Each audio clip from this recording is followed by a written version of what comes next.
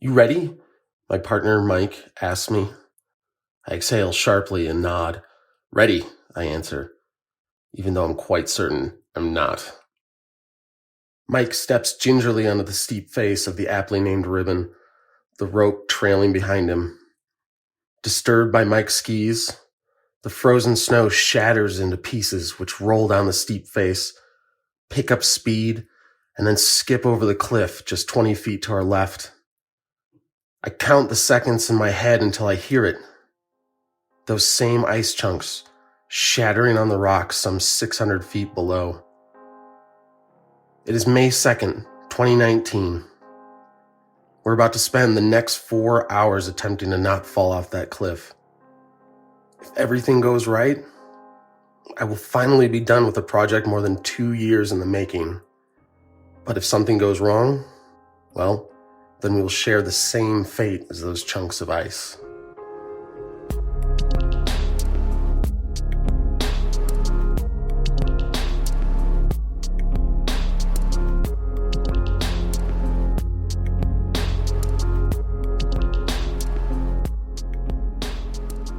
I remind myself the reason I'm standing on this menacing ledge, scared out of my wits. I set a goal in December of 2016 to ski all 90 lines in Andrew McLean's iconic ski guidebook, The Shooting Gallery, a guide to steep skiing in the Wasatch. Published in 1998, The Shooting Gallery was the first guidebook to ignore the powder-seeking skier and focus solely on the world of steep, high-consequence slopes. In 2016, completing every route in his book was nothing new. Both McLean, Noah Howell, and Caroline Gleich had already accomplished that. But it had taken them all multiple years to finish. I aimed to do it faster. I went on a tear the first 2 winters of my project. Despite squeezing in my long ski tours between work and family, I managed to complete 87 of the 90 lines by the end of 2018. I entered the winter of 2019 with only 3 lines remaining. Snow came in copious amounts that season, and I promptly ticked off 2. Only 1 remained, the ribbon. Not all descents in the shooting gallery are created equal. Many of them are glorious descents between rock walls filled with powder.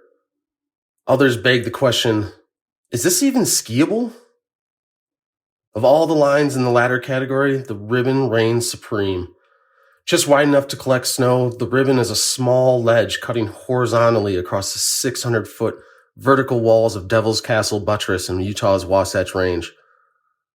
The ribbon has just enough downward slope that you can skirt across it on skis as the looming cliff to your left haunts your every move. Tackling the ribbon requires being on belay along its entire 6 pitches while placing protection in a crumbling rock, skis on. Only at the end does the cliff give way to a plump snow apron where you can descend safely. If you can imagine rock climbing combined with skiing, you're basically there. As Mike finishes the first pitch and hollers at me to follow, I tell myself that the end of my goal lies a mere 800 feet away at the end of the ribbon.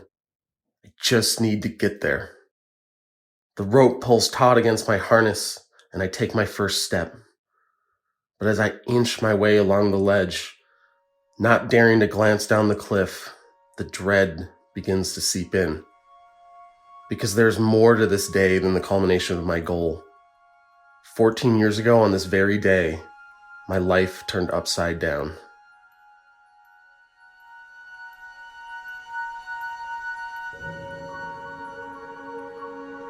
It took a moment for the main headline on the CNN website to register.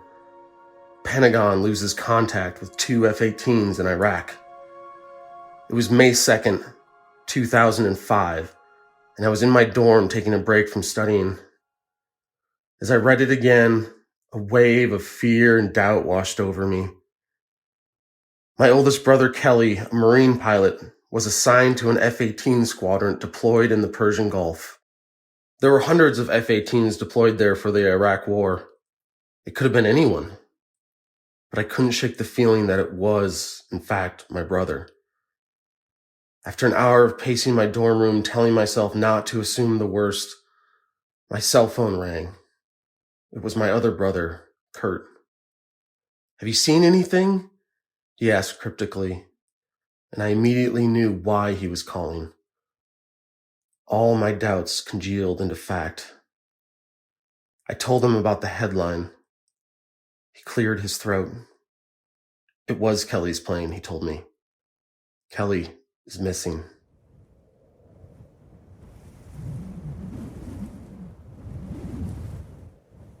Back on the ribbon, we hug the upper rock wall, placing protection as we go and staying as far from the cliff as possible. But the cliff is not our only problem. Like any good climbing route, this one has a crux. Halfway across the ribbon, a large limestone block extends out to the very edge of the cliff, neatly cutting the route in two. From our beta, we know there are two ways to deal with the crux. One, going up and over it, which means scrambling on steep, bare rock and ski boots. Not ideal. Or two, creeping down to where the block meets the cliff, where an even smaller ledge, barely 8 inches wide, allows passage to the other side. We opt for option 2. I strap my skis to my backpack as Mike boots down to the ledge, then disappears behind it. Soon enough, the rope goes taut. It's my turn. I boot down backwards. The pitch is steep enough that my nose nearly touches the snow on the upper slope.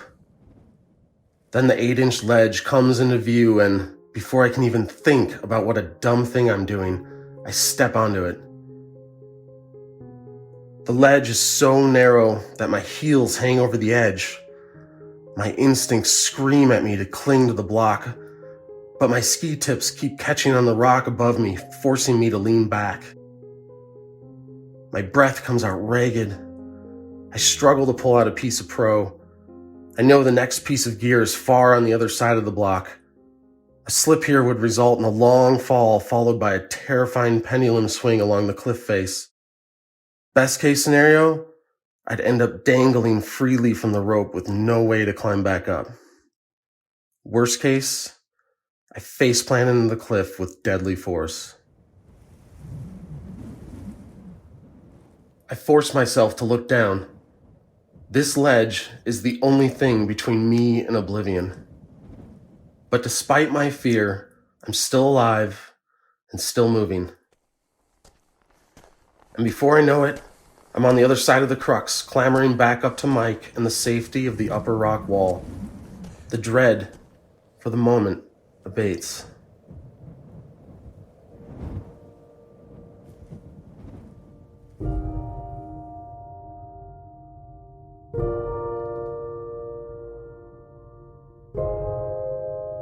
I flew out that night to San Diego where the rest of my family, including Kelly's wife and his baby girl, waited for any news. We all did our best to put on brave faces, but deep down, none of us could fathom how this was happening to us again. Just a year earlier, on Memorial Day weekend, I had watched helplessly from the airshow bleachers as my father's vintage World War II plane plunged from the sky. I was the first to arrive at the crash site, where I found my father still strapped to the fuselage, his eyes glazed over. They rushed him to the hospital. He did not last the night. Over the following year, Kelly took the lead in guiding our family past our grief. He checked in on my siblings and I regularly to see how we were doing. He rallied all of us when our mother needed support. His constant optimism reminded us that there was more than enough light past the darkness. Our father left some giant shoes behind, but Kelly filled them admirably. And then we found ourselves wondering if we had lost him as well. We waited for word as the military conducted their search some 6,000 miles away. 2 days later, the 2 Marines who arrived at the front door dressed in full uniform confirmed our worst fears.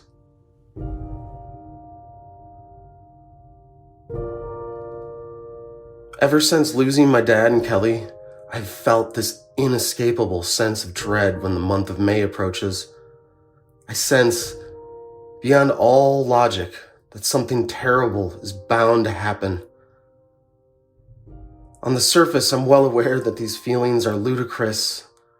Hurt, death, and loss can strike at any time. We push those thoughts deep down because to live with that knowledge constantly would be unbearable. But we are nothing if not products of our experiences. And my experiences have taught me that May is a month to fear, to dread.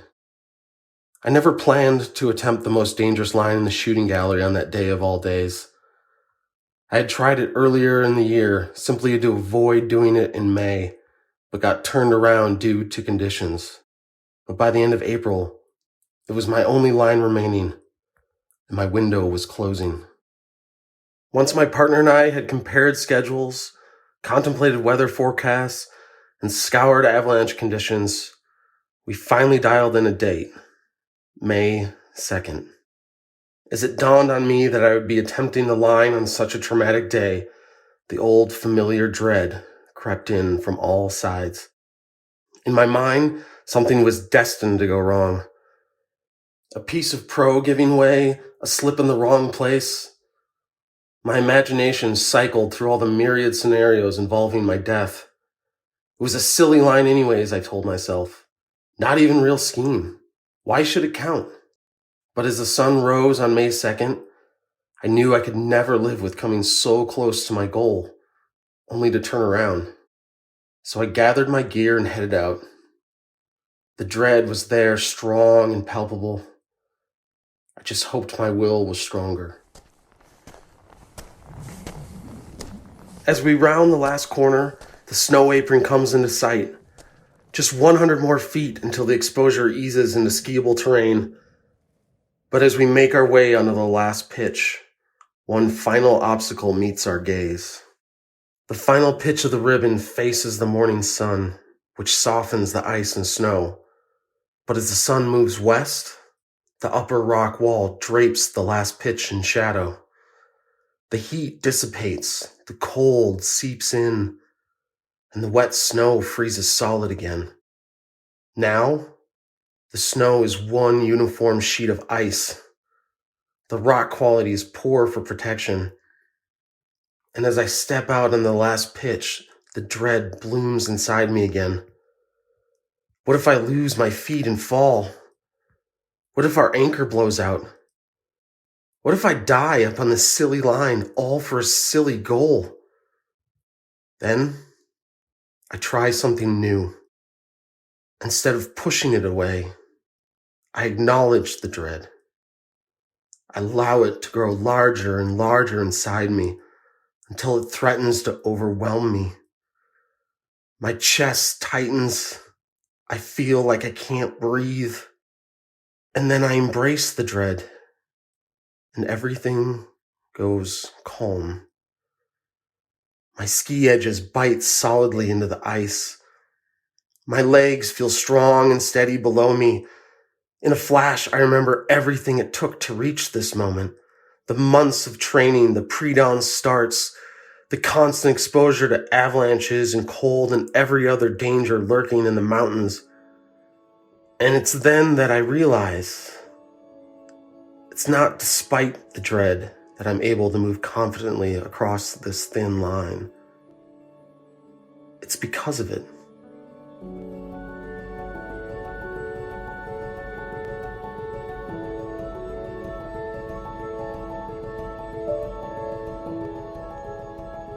I skirt under a large rock and sidestep back up around it.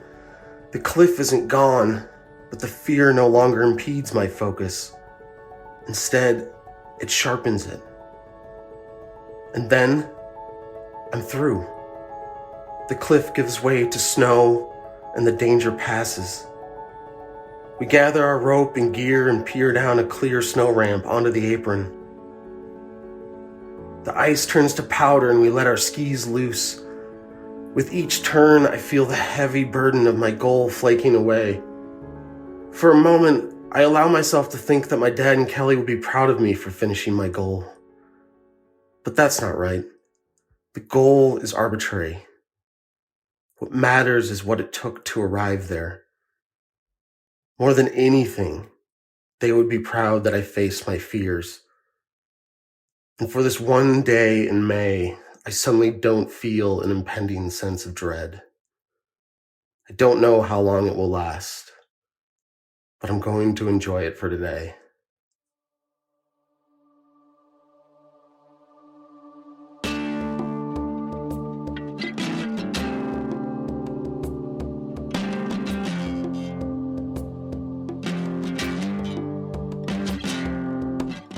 My name is Luke Hinz, and this is my short.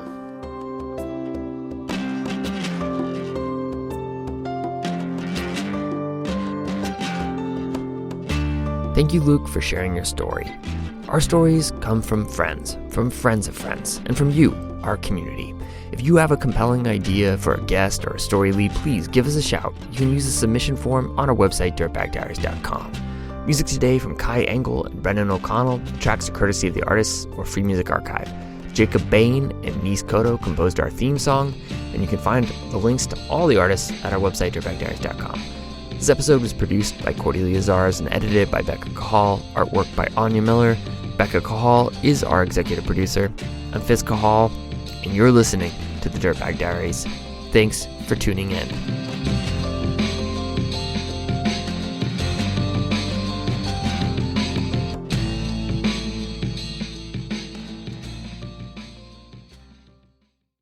Support for the Diaries comes from Kuat Racks.